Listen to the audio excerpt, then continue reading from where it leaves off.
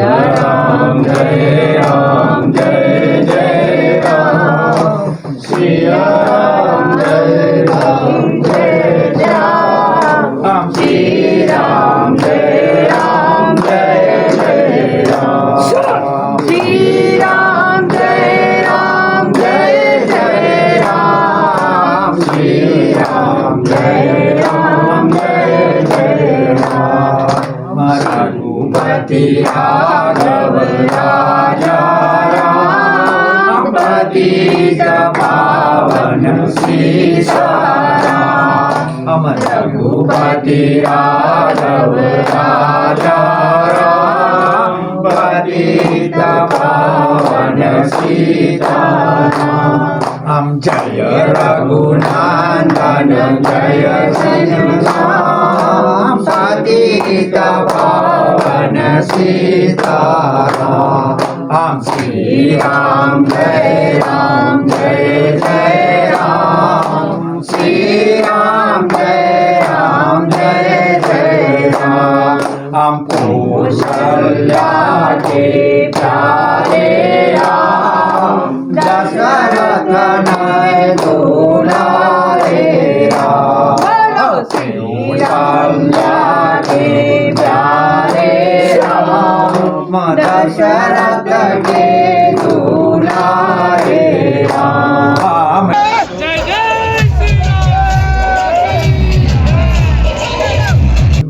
बोलो सियावर रामचंद्र भगवान की जय। बोलो श्री कन्हैया देव की जय। जय जय श्री राम जय श्री राम। आप देख रहे हैं राष्ट्र न्यूज चैनल। जय श्री राम। जैसा कि आप देख रहे हैं कि सनातन धर्म में हम विभिन्न तरह के कार्यक्रम देख रहे हैं। हाल ही में महाकुंभ का ये कार्यक्रम संपन्न हुआ है, लेकिन बालाजी के जन्मोत्सव को लेकर हम विभिन्न तरह के कार्यक्रम देखते हैं। राजस्थान के डूंगरपुर जिले में करंबा गांव में यदि हम पहुंचते हैं तो यहाँ पर श्री कष्टभंजन बालाजी का स्थान देखने को मिलता है। और कष्टभंजन यानी कि कष्टों का निवारण किस तरह से हो, इसी भावना के साथ, इसी कामना के साथ यहाँ भक्त मत्था टेकने आते हैं। एक अनूठी बात यहाँ ये देखने को मिल रही है कि यहाँ पर चौकी के द्वारा आपको आपकी आस्था का जुड़ाव देखा जाता है। यानी कि इस मंदिर में चौकी की परंपरा है। आप जैसे ही मंदिर में जाकर आप बैठेंगे तो यहाँ पर दादा आपको चौकी के द्वारा किस तरह से कष्टों का निवारण हो उसकी बात कही जाएगी। लेकिन इसकी मंदिर की जो क्या परंपरा है, मंदिर का किस तरह का पराक्रम है, ये हम कैमरे पर आज यहाँ के ट्रस्ट के लोगों के द्वारा जानेंगे। हाँ, जो सेवा दे रहे हैं उन सब लोगों से जानेंगे। इस मंदिर में लंबे समय से सेवाएं दे रही हैं निर्मला जी, इनसे जानते हैं किस तरह से भक्तों का यहाँ जुड़ाव देखा जाता है। थोड़ा सबसे पहले तो कितने सालों से यह मंदिर से जुड़े हैं बताएं। जी, मैं 12 साल से जुड़ी हूँ इस मंदिर में सेवा के लिए। यहाँ जुड़ाव इस तरह से है कि अपन कुछ बखान कर ही नहीं सकते। मेरे शब्दों में तो मैंने जब से यहाँ से जुड़ी हूँ तब से मेरे ही सर्वप्रथम इतने मनोकामना पूरी हुई है कि मैं बता नहीं सकती। आप कैसे जुड़े? जी, मैं भी सेवा के भाव से ही जुड़ी हूँ। जब से मैं ये इस गांव में आई रहने के लिए तो मुझे हनुमान जी की आस्था थी, तो मुझे कहीं न कहीं अपना जीवन सेवा में लगाना है, यही मेरा संकल्प रहता था। तो फिर दादा ने मुझे धीरे धीरे इस सेवा में समर्पित किया जी। मुझे बहुत अच्छा महसूस होता है। हनुमान दादा हमारे मंदिर में कनबा कष्टभंजन धाम में हाजिरी हजूर है और यहाँ सब लोगों के काम पूरे होते हैं।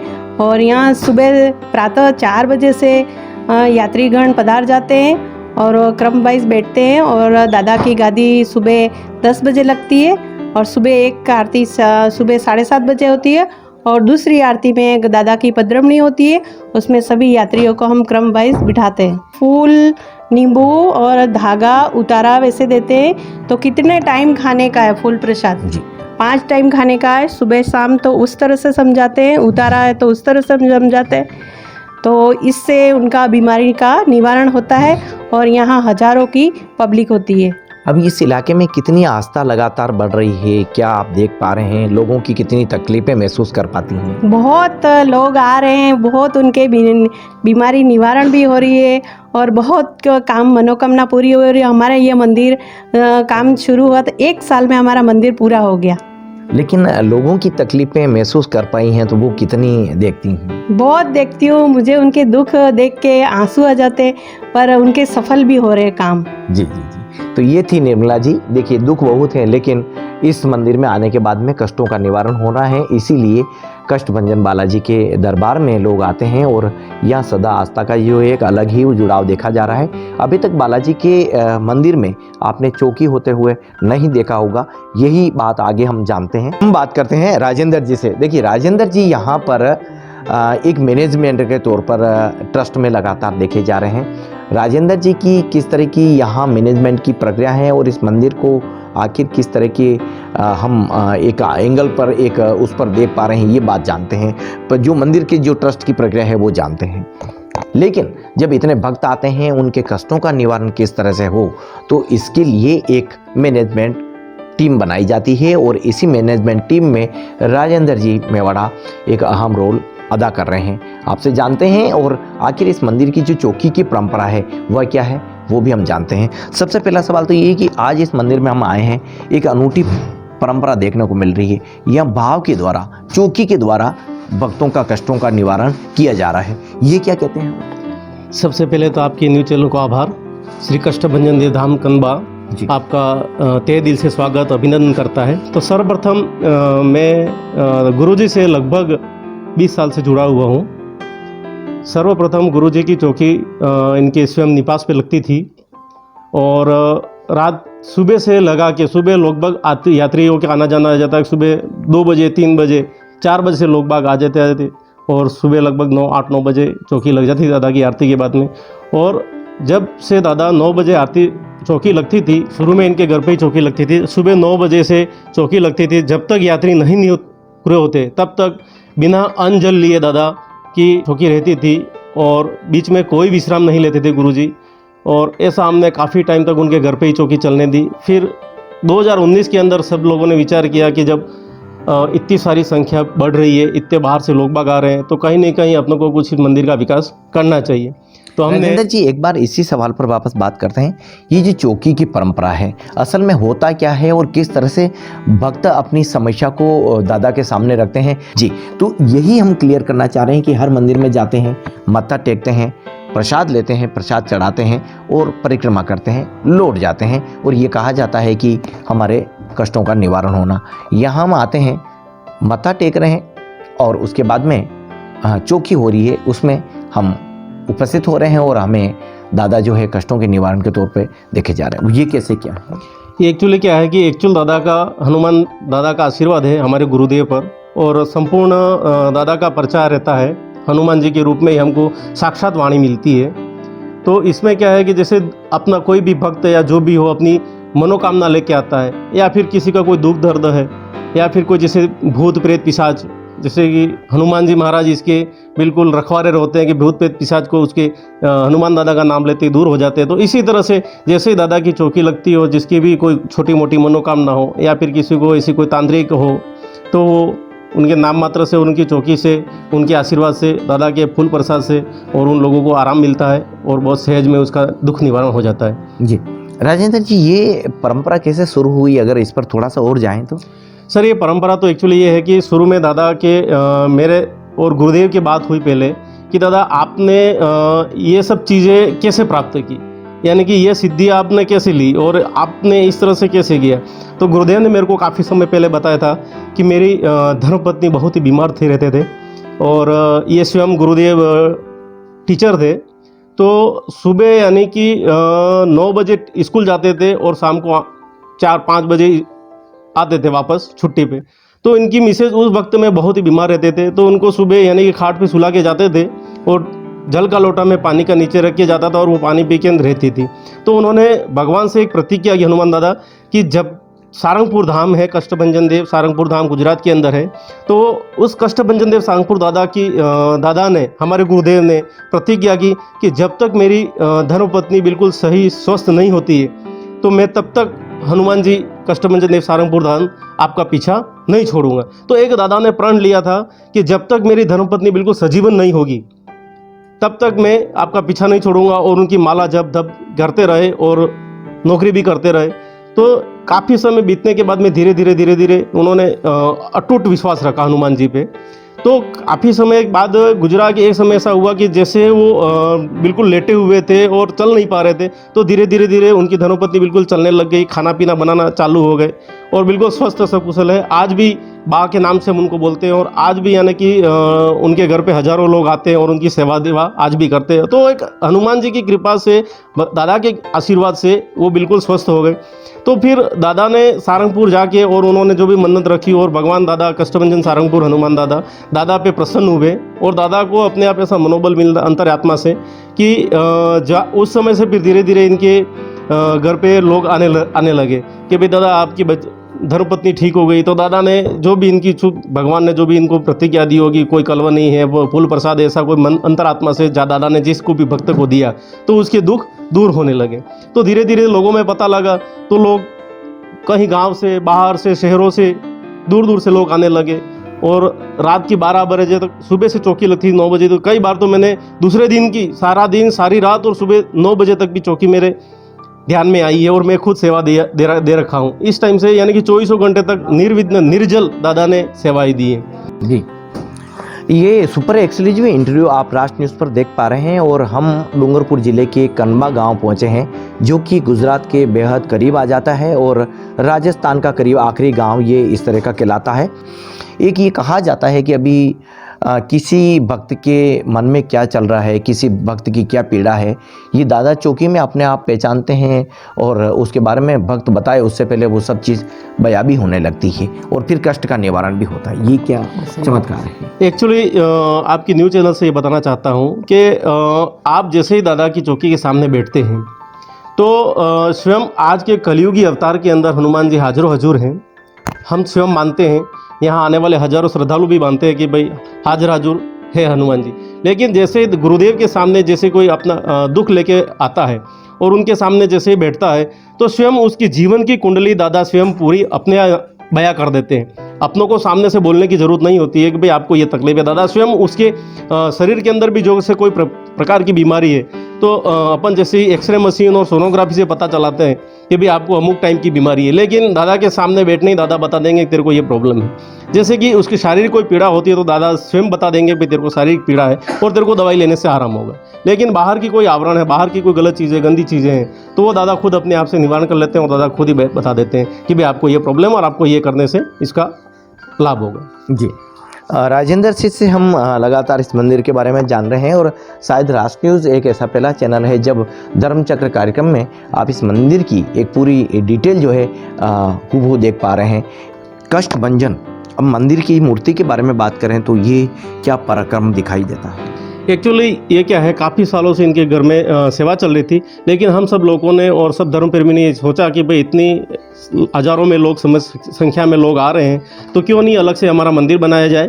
तो सब लोग भक्तों ने सोचा कि भाई अपन अलग से ज़मीन लेवें और ज़मीन लेके हमने जो ज़मीन है वो हमने परचेज़ करके और हमने स्वयं सारंगपुर हनुमान दादा कष्टभंजन जो गुजरात में विराजमान है उनकी स्वयं प्रति हमने यहाँ पे हनुमान जी सारंगपुर दादा की बनवाई और यहाँ पे प्रतिष्ठा 2019 में करवाई। जी, अब जब भक्तों का ये जुड़ाव देखा जा रहा है तो मंदिर के डेवलपमेंट को लेकर के किस तरह का आगे का चरण हम देख पा रहे हैं, क्योंकि मंदिर बेहद खूबसूरत है और लगातार जो निर्माण का कार्य है वो लगातार जारी है, क्या कहते हैं? निर्माण कार्य में एक्चुअली ये है कि हमने जिस समय हमने मंदिर बनाने का बीड़ा उठाया था तो उस समय हम किसी से चंदा लेने नहीं गए हैं, न ही कहीं राशि लेने गए हैं, लेकिन भक्तों की ऐसी आस्था आई जगी तो किसी ने अपनी स्वेच्छा से पैसा दिया, किसी ने स्वेच्छा से सीमेंट दिया, किसी ने स्वेच्छा से ईंटें दी, रेत दी, किसी ने स्वेच्छा से अपनी मूर्ति भगवान की दी। तो इस तरह से ये मंदिर हमने सिर्फ 1 साल के अंदर तैयार किया है। जी, अब ये आने वाले उत्सवों के बारे में हमारे श्री कष्टभंजन देव धाम कनबा मंदिर के अंदर मुख्यतः सालाना 3 प्रोग्राम बड़े होते हैं, बाकी छोटे मोटे तो चलते हैं। मुख्यतः प्रोग्राम एक तो है भगवान रामनवमी के दिन के अंदर सुबह से ही लोगों का मंदिर के अंदर आना जाना चालू हो जाता है श्रद्धालुओं का। और लगभग 10 बजे बैंड बाजे के साथ के अंदर जुलूस निकलता है और जुलूस आसपास के गांव में निकलता है और प्रभात फेरी के रूप में चारों गांवों में घूमता है और फिर वापस आके मंदिर में विसर्जन होता है। और उस दिन भोजन प्रसाद का कार्यक्रम रहता है। फिर दूसरा प्रोग्राम विशेष जो रहता है हमारा अपने हनुमान जन्मोत्सव। हनुमान जन्मोत्सव के अंदर यानी कि सुबह करीबन 7 बजे से फर्स्ट आरती होती है हमारे। 7 बजे आरती के बाद प्रोग्राम स्टार्ट होता है। तो उस दिन हज़ारों लोगों की संख्या में इकट्ठे होते हैं लोग। और दूसरी आरती के बाद में 10 बजे यहाँ से मुख्य मंदिर गांव के होते हुए चारों तरफ घूम के और उसका जुलूस निकलता है बैंड बाजे के साथ में।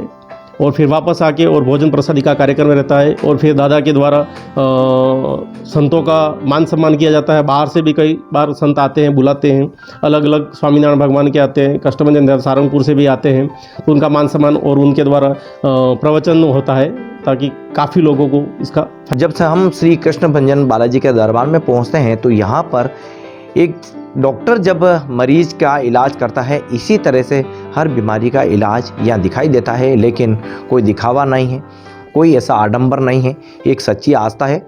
और चौकी में वही सब बातें कही जाती है जो भगवान श्री राम के दौरान रामायण में जो कुछ किस्से कहानियाँ, चाहे वो चौपाई का माध्यम हो, चाहे वो कोई प्रक्रिया रही हो, और बालाजी का जो जीवन रहा है, बजरंगबली जी के जो पूरे जो एक पराक्रम को हम लेकर देखते हैं, वो सारी प्रक्रिया यहाँ साक्षात देखने को मिलती है। तो उन्हीं बातों को हम जानते हैं। जब हम बीमारियों की बात करते हैं, एक डॉक्टर के पास जाते हैं तो वो नाड़ी देख लेता है, उसके शरीर की क्या तकलीफ आ रही है, किस तरह से निवारण हो जाए, वो सारी बात हो जाती है। इसी तरह का कुछ ये ट्रीटमेंट है वो हम देख पाते हैं। ये क्या है, किस तरह से फायदा मिलता है। सन 2011 के अंदर मुझे तकलीफ हुआ था। मैं सारे डॉक्टरों से जांच करवा दी थी। सभी डॉक्टरों ने मेरे को बोला था कि आपकी एक किडनी ख़राब हो चुकी है, इसको निकाल देना पड़ेगा। मैंने यानी कि गुजरात, उदयपुर, राजस्थान, आसपास के जितने बड़े बड़े हॉस्पिटल हैं, सब हॉस्पिटलों में मेरा इलाज लिया। सभी डॉक्टरों ने मुझे एक ही राय दी कि जैसे कि कोई एक चीज़ सड़ जाती है तो वो दूसरे को भी ख़राब करती है। तो हर डॉक्टर ने मुझे ये बोला था कि आपकी किडनी निकालने के अलावा दूसरा कोई चारा नहीं है। फिर मैंने सोचा कि चलो अब सब डॉक्टर बोल ही रहे हैं तो निकाल दूँ। तो मैंने कहा, एक बार मैंने दादा से पूछा कि दादा मेरे को सब डॉक्टर बोल रहे हैं कि भाई ये ऐसी चीज़ है कि भाई मेरा तेरे किडनी निकाल देनी पड़ेगी। तो दादा ने पर्चे में चौकी सामने मेरे को बोला कि जो भी डॉक्टर कह रहा हो कोई बात नहीं, लेकिन तेरी किडनी, तू मेरा भक्त है, तेरे को तेरी किडनी नहीं निकालने दूंगा और न ही चीरा लगाने दूंगा। तो मैंने दादा पे अटूट विश्वास रखा, आस्था रखी। तो आज मेरी किडनी वर्क नहीं कर रही है, ये मेरे को लगभग आज 15 साल हो गए पता चला। लेकिन मेरी एक किडनी अच्छे से वर्क कर रही है, दूसरी किडनी कभी भी मैंने आज तक चीरा नहीं लगाया। लेकिन जो स्थिति 2012 के अंदर थी वही स्थिति आज भी है। और आज 15 साल से ना तो मैं कोई ट्रीटमेंट ले रहा हूँ, ना कोई गोली ले रहा हूँ, लेकिन मैं बिल्कुल स्वस्थ हूँ, दादा की कृपा से। यदि आपकी आस्था है तो पत्थर भी भगवान बन जाते हैं, यानी कि पत्थर में भी भगवान प्रकट हो जाते हैं। और यही कुछ किस्सा साक्षात हम कष्टभंजन बालाजी के दरबार में देख पा रहे हैं। यहाँ कई ऐसे भक्त हैं, कई सेवादार हैं जो अपने जीवन की कहानियों को देखते हुए यहाँ लगातार जुड़ाव रखते हैं और निस्वार्थ भाव से लगातार सेवाएं देते हैं। यदि मैं कैमरे से हटकर इस प्रोफाइल में जो तमाम लोग हैं खड़े हुए हैं उनके बारे में बात करूं तो ये वे सभी उम्रदराज लोग हैं जो ज़्यादातर अपना वक्त इस मंदिर में देते हैं। और कहते हैं कि जीवन का सबसे अहम पल यदि हमने भगवान के समक्ष दे दिया तो हम जो हमारा जो जीवन है वो सार्थक हो जाता है। कुछ बातें और हैं, उनसे हम जानेंगे आखिर इनका जुड़ाव किस तरह से इस मंदिर में है और क्या चमत्कार इनके लिए लगातार जीवन में भी देखा गया है। ये सब बातें जानेंगे। और जब बालाजी को हम साक्षात भाव के रूप में देखते हैं, दादा को जो भाव आता है उसमें बालाजी कहीं न कहीं अपना दर्शाव देते हैं, ऐसी बात यह मानी जाती है। इसी बात को जानने के लिए हम जुड़ते। 2017 में मेरे मिसेस को घुटने में दर्द था तो वो उठ नहीं सकते थे। तो मैं 2-3 जन डॉक्टर को बताया तो MI करनी पड़ेगी, वो घुटने का ऑपरेशन करना पड़े। मैंने पहले फिर दादा के पास आया, कष्टबंधन दादा कनबा मंदिर में। फिर दादा ने कहा कोई डॉक्टर को नहीं बताने की ज़रूरत है, उन्होंने तेल दिया, इससे आराम हो गया। आज चलते हुए हॉस्पिटल में भी नहीं गया, ये हकीकत बात है। 5 लोग। और ट्रीटमेंट कहाँ करवाया आपने? ट्रीटमेंट कई सर, एक्सरे करवाए, सब करवाए, MRI करानी पड़ेगी तो ऑपरेशन करना पड़ेगा। कहाँ जाना पड़ा इसके? हिम्मतनगर। क्या बात है? फिर यहाँ दादा के पास आया मैं, दादा कहेंगे तो करूँगा तो नहीं करूँगा। दादा ने कहा एक तेल दिया, अंदर से अंदर सिंदूर डाल के तो इससे पालिश की, तुरंत 4 दिन में मिसेज मेरी चलती हो गई। जी, तो देखिए इसी को चमत्कार कहा जाता है। और हम जब मेडिकल साइंस में उस चिकित्सा विज्ञान पर भरोसा करते हैं, चिकित्सा की जब सेवाएं हम लेते हैं और वो कहीं कम पड़ जाती है, ऐसे में जब आस्था के तौर पर मंदिर आते हैं तो ये चमत्कार ज़रूर हर व्यक्ति के जीवन में देखने को मिलता है। और यही बातें आज हम जान पा रहे हैं। पीछे कष्टभंजन बालाजी का दरबार मौजूद हैं और आने वाले भक्तों की भीड़ लगातार बढ़ती जा रही है। जैसा कि एक किसी डिपार्टमेंट में जब ऑफिस खुलता है और उसके बाद की जो प्रक्रिया शुरू होती है, वही की वही प्रक्रिया आज बालाजी के दरबार में देखी जा रही है। और यहाँ से बालाजी की मैं बचपन से सेवा करते करते बहुत टाइम हो गया। मंदिर ही नहीं था, फिर दादा ने मंदिर बनाया। इसके बाद मैं ये मंदिर में 5 बजे आ जाता हूँ सुबह मंदिर में काम काज कर रहा हूँ, कचरा पोता लगा देता, दादा करते मनाही करता हूँ जी, मेरे को दे दो मैं करूँ, जो सफाई कर रहा हूँ दादा के साथ। इसके बाद में आरती होती है, ये यात्री आते हैं उनकी सेवा करते। मेरा नाम लाल शंकर प्रजापत है, मूलतः कन्बा निवासी का रहने वाला हूँ और आपके चैनल को मैं बहुत बहुत बधाई देता हूँ। आप इस धर्म के प्रचार में जुड़े हुए हो, इसलिए दादा आपकी मनोकामना पूर्ण करे। मेरा काम तो केवल धर्म को जागरण करना, धर्म की जागृति पैदा करना। मनुष्य योनि 84 लाख योनियाँ काटने के बाद एक मनुष्य अवतार मिलता है। उस योनि में मनुष्य जो योनि है सबसे मूल योनि है, उस मूड़ी को मत गंवाना, क्योंकि ये कर्म प्रधान योनि है। इसमें अच्छे अच्छे कर्म करो। यही मैं लोगों से मतलब वार्तालाप करता रहता हूँ, लोगों को समझाइश करता हूँ। और मंदिर ट्रस्ट का मैं सचिव हूँ। यहाँ की पूरी व्यवस्था कैसे किस तरह करना, लोगों को कब बुलाना, कैसे क्या करना, कभी 2-3 आयोजन होते हैं वर्ष में 3 बार, तो उनको कैसे कैसे क्रियान्वित सुचारू रूप से संचालन करना। और वित्तीय प्रबंध भी मेरे पास ही है, उसका किस रूप से कैसे उसका उपयोग करना, ये मेरा मुख्य धर्म है। और मेरा काम यही है कि लोगों में धर्म की जागृति, सनातन धर्म की जागृति पैदा हो। इसलिए आपके चैनल को मैं बहुत बहुत हार्दिक लंबे सवाल पर लंबी बात हुई, लेकिन जब आप लास्ट की कड़ी को पकड़ता हूँ, मेरा काम ही यही है कि धर्म की जागृति करनी, धर्म का प्रचार करना। कितना कुछ बदलाव देखा जा रहा है, कितना प्रचार प्रसार हो पा रहा है?